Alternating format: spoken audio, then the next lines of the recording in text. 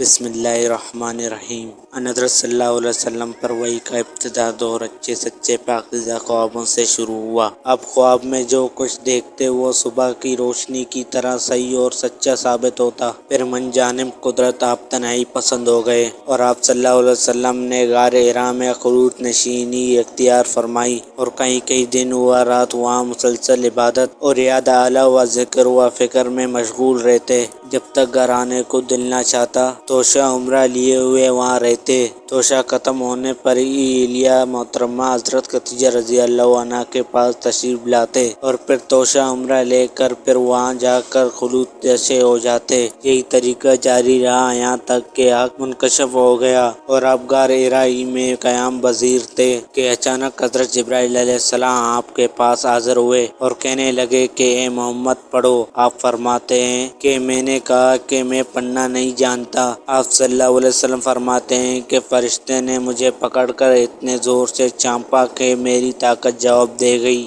پھر مجھے جوڑ کر کہا کہ پڑھو۔ میں نے پھر جواب دیا کہ میں پڑھا ہوا نہیں ہوں۔ اس فرشتے نے مجھ کو نہایت ہی زور سے پنجا کہ مجھ کو سخت تکلیف محسوس ہوئی۔ پھر اس نے کہا کہ پڑھ۔ میں نے کہا کہ میں پڑھا ہوا نہیں ہوں۔ فرشتے نے تیسری بار مجھ کو پکڑا اور تیسری مرتبہ پھر مجھ کو پنجا، پھر مجھے چھوڑ دیا اور کہنے لگا کہ پڑھو اپنے رب کے نام کی مدد سے جس نے تمہیں پیدا کیا اور انسان کو خون کی پٹکی سے بنایا۔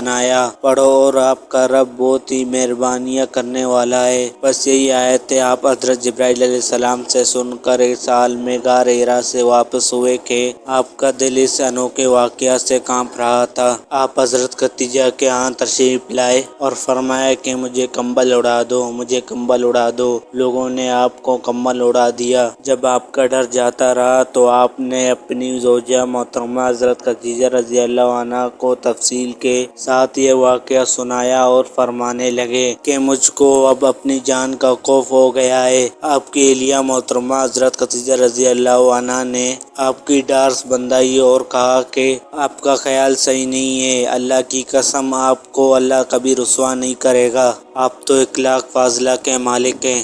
آپ تو کنبہ پرور ہیں۔ بے کسوں کا بوجھ اپنے سر پر رکھ لیتے ہیں۔ مفلسوں کے لیے آپ کماتے ہیں۔ مہمان نوازی میں آپ میں مثال ہے اور مشکل وقت میں آپ امر حق کا ساتھ دیتے ہیں۔ ایسا اوصاف حسینہ والا انسان یوں وقت ذلت و خواری کی موت نہیں پا سکتا۔ پھر مزید تسلی کے لیے حضرت خدیجہ رضی اللہ عنہا آپ صلی اللہ علیہ وسلم کو ورقہ بن نوفل کے پاس لے گئے جو ان کے چچا زاد بھائی تھے اور زمانہ جہالت میں نصرانی مذہب اختیار کر چکے تھے اور عبرانی زبان کے کاتب تھے۔ چنانچہ انجیل کو بھی حسب منشاء خداوندی عبرانی زبان میں لکھا کرتے تھے۔ انجیل سریانی زبان میں نازل ہوئی تھی، پھر اس کا ترجمہ عبرانی زبان میں ہوا۔ ورقہ اسی کو لکھتے تھے۔ وہ بہت بوڑھے ہو گئے تھے، یہاں تک کہ ان کی بینائی بھی رخصت ہو چکی تھی۔ حضرت خدیجہ رضی اللہ عنہا نے ان کے سامنے آپ کے حالات بیان کیے اور کہا کہ اے چچا زاد بھائی، اپنے بھتیجے محمد صلی اللہ علیہ وسلم کی زبانی ذرا ان کی کیفیت سن لیجئے۔ وہ بولے کہ بھتیجے، آپ نے جو کچھ دیکھا ہے اس کی تفصیل سناؤ۔ چنانچہ آپ صلی اللہ علیہ وسلم نے از اول آخر پورا واقعہ سنایا،